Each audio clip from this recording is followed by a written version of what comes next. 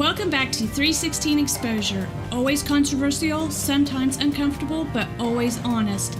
Please remember to hit the like button and subscribe. We are a new channel and need your support. If you want instant notifications, ring the bell in the top right-hand corner of your screen. Did they give you any sense when you got there, when you got to the fire department area, what had happened? What did they tell you? No, nobody is giving us, no officials are giving us any information. There's a parent I know who happened. On December 14, 2012, a shooting occurred at the Sandy Hook Elementary School in Newton, Connecticut that killed 20 children and 6 adult staff members.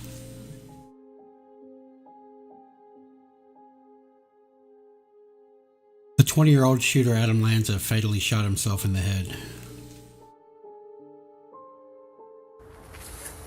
Hello, my name is Nick, and I'm going to be the next school shooter of 2018.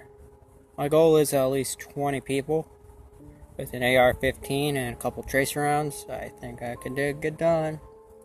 Location is Stone Douglas in Parkland, Florida.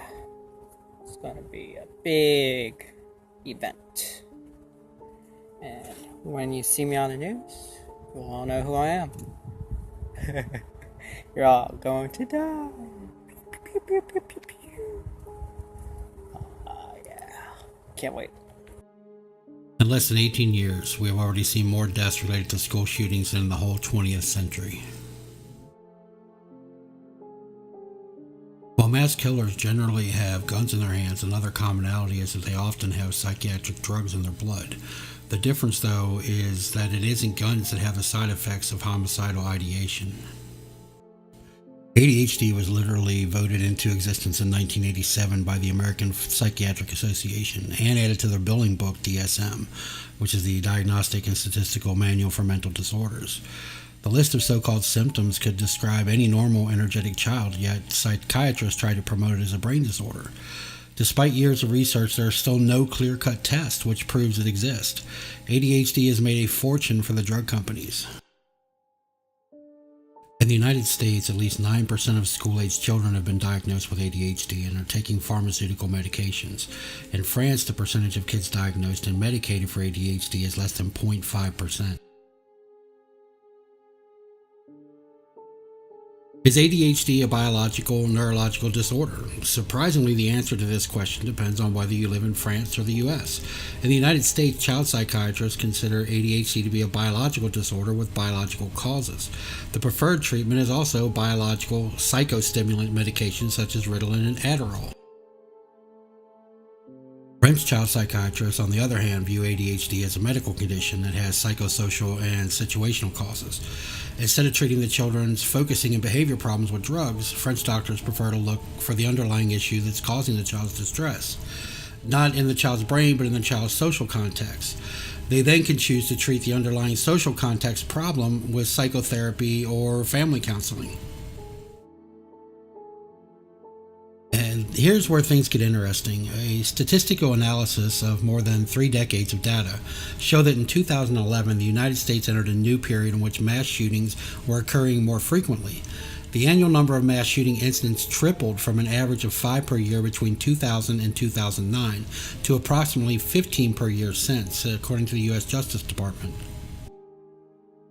Between 2002 and 2009, pediatric prescriptions for atypical, newer antipsychotics increased by 65%, from 2.9 million to about 4.8 million. A staggering 90% of those prescriptions are off-label. Almost 20,000 prescriptions for the antipsychotic Risperidone, generic of Risperdal, quetiapine, generic of Seroquel, and other antipsychotic drugs were written in 2014 for children 2 years old and younger, a 50% jump from 13,000 in just 1 year before. According to the prescription data company IMS Health, prescriptions for the antidepressant fluoxetine, generic of Prozac, rose 23% in 1 year for that age group to about 83,000. Withdrawal from psychotropic drugs has also been linked to violent or aggressive behavior. Post-withdrawal symptoms from antidepressants may last several months to years. Symptoms include disturbed mood, persistent insomnia, emotional lability, irritability, depression, impaired concentration, and memory, and poor stress tolerance, according to a study published in Psychotherapy and Psychosomatics in 2012. David Kirchner, PhD, a New York psychologist, adds to this argument. As a forensic psychologist, I have evaluated 30 teenage and young adult murders, and most all of them have been in some type of treatment, usually short-term and psychoactive drug-oriented before they killed. Sadly, however, most of the young people who kill have been in treatment prior to the violence, albeit with less than successful results.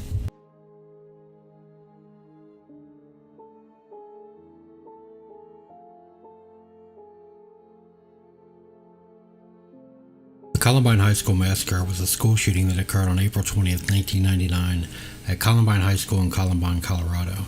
The perpetrators, 12th grade students Eric Harris and Dylan Klebold, murdered 12 students and one teacher. Columbine mass killer Eric Harris was taking Luvox. Like Prozac, Paxil, Zoloft, Effexor, and many others, a modern-day widely prescribed type of antidepressant drug called selective serotonin reuptake inhibitors, or SSRIs. Luvox manufacturer Solvay Pharmaceuticals concedes that 1 in 25 develop mania, a dangerous and violence-prone mental derangement characterized by extreme excitement and delusions. She blows Columbine High School. Ready the torpedoes, Mr. Nate.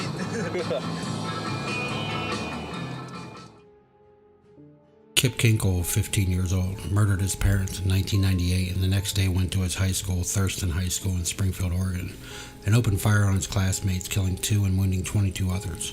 He had been prescribed both Prozac and Ritalin.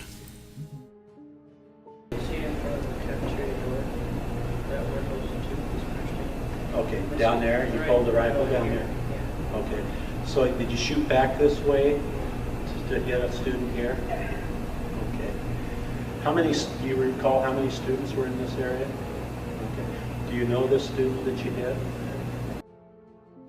This is a student from Sparks Middle School. Can you please send police out here? There's a kid with a gun. Jose Reyes, the Nevada 7th grader who went on a shooting rampage at the school in October 2013, was taking prescription antidepressants at the time. Reyes, 12, opened fire October 21st at Sparks Middle School, killing a teacher and wounding 2 classmates before committing suicide. His doctor had prescribed 10 milligrams of Prozac once daily, according to police reports. Marshall County High School active shooter. 4 people down, 1 unresponsive. The shooter still on site. In Paducah, Kentucky in late 1997, 14-year-old Michael Carneal, son of a prominent attorney, traveled to Heath High School and started shooting students in a prayer meeting taking place in the school's lobby. Killing 3 and leaving another paralyzed, Carneal reportedly was on Ritalin. Parkland, Florida shooter, I won't use his name and he'll provide the fame he craved, who murdered 17 on Valentine's Day, was on medication for emotional issues, his aunt related. As information about a perpetrator emerged, a relative confided to a newspaper that the troubled youth who committed the mass murder was on psychiatric medications. You know, those powerful, fearsome, side effect including suicidal ideation, even homicidal ideation medications. There's more. Milford, Connecticut, April 25th, 2014. 16-year-old Chris Plaskin stabbed Marin Sanchez, also 16, to death in a stairwell at Jonathan Law High School after she turned down his prom invitation. According to classmates and a former close friend, Chris was taking drugs for ADHD. In Huntsville, Alabama, February 5, 2010, 15-year-old Hammond Memon shot and killed another Discover Middle School student, Todd Brown. Memon had a history for being treated for ADHD and depression. He was taking the antidepressant Zoloft and other drugs for the conditions. He had been seeing a psychiatrist and a psychologist. Red Lake, Minnesota, March 21st, 2005. 16-year-old Jeff Weiss on Prozac shot and killed his grandfather and his grandfather's girlfriend. Then went to a school on the Red Lake Indian Reservation where he shot dead 5 students, a security guard, a teacher, and wounded 7 before killing himself. Okay, I think I've made my point, and obviously the list is in the hundreds, and this video is already distressing enough. So let's continue. If you develop digestive problems after a change in your diet, do you look for the cause in foods you always ate or the new ones you started eating? While the answer is obvious, this common sense is painfully uncommon when analyzing the new phenomenon of continual mass shootings. Many blame the long present foods, that would be guns in this case, and ignore the new diet whose embrace coincided with the problem. And part of what's new is the widespread of psychiatric drugs. A conversation with your child psychiatrist about these medications will probably go something like this. What do psychoactive drugs do? Answer, they change brain chemistry. And why do you want to change the brain chemistry of small children? Answer, their brain chemistry is flawed. Okay, so what biologically based tests do you use to determine that this is so? Answer, we do not use such tests. Well, why not? Answer, there are no valid tests available. Okay, how then do you diagnose and prescribe? Answer, we use behavioral tests. Okay, so what you're saying is that merely by observing a child's behavior, you can tell exactly what problems he has with his or her brain chemistry, and then prescribe the correct substance and the precise dose needed to correct it. Answer, that's the theory. Okay, so why do you suggest to some parents that they give their children a vacation from these drugs on the weekends and holidays, including summer vacation? Answer, these children have their biggest problems in the school environment. So are you suggesting that the brain chemistry of these children is different on the weekends than it is on Monday through Friday? Answer, the problems are often more acute in the school environment. Okay, so why do you think it is that countries with better healthcare systems and longer lifespans than ours, Japan, Sweden, Switzerland, for example, prescribe almost no Ritalin or Adderall for their children, and that the US and Canada consume over 85% of the world's supply of these drugs? Answer, they are not as advanced as we are in the diagnosis and treatment. Okay, so last question. Since you have no biologically based tests for the drugs you are prescribing, and there's no scientifically valid evidence that proves these drugs are effective or even safe, how can you claim your science on this subject is superior? The answer you will get is, I'm an expert, how dare you question me, you are obviously anti-child and anti-progress. This appointment is over. Look, it's easy to blame the weapon, but this does not address the cause of such tragedies. I mean, there are millions of AR-15s in the United States that aren't being used to indiscriminately murder people. A survey showed that white teens were much more likely to be taking a psychiatric drug when compared to blacks or Mexican Americans. 8.2% versus 3.1% and 2.9%, which would explain why white teens perpetrate almost all school shootings. The working explanation behind the psych drug linked to mass shootings is that psychiatric drugs cause shooters to believe that they're playing a video game. The medication disconnects their brains from the real world, and the actions they're taking don't seem real to them. One of the ways SSRI drugs and other psych drugs actually work is by disconnecting the brain from emotional reality. This is widely considered to be a treatment for depression. Notably, such drugs do not actually resolve the cause of depression. They merely cause individuals to mentally disconnect from the real life, making the causes of depression seem far away or not real.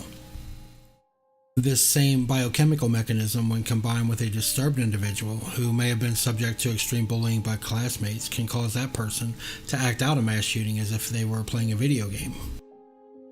It doesn't seem real to them until the drugs wear off, at which point they express extreme sorrow once they realize their actions were real. In addition to violent behaviors towards society, according to MedWatch statistics, 63,000 people in the U.S. have committed suicide while on antidepressant drugs.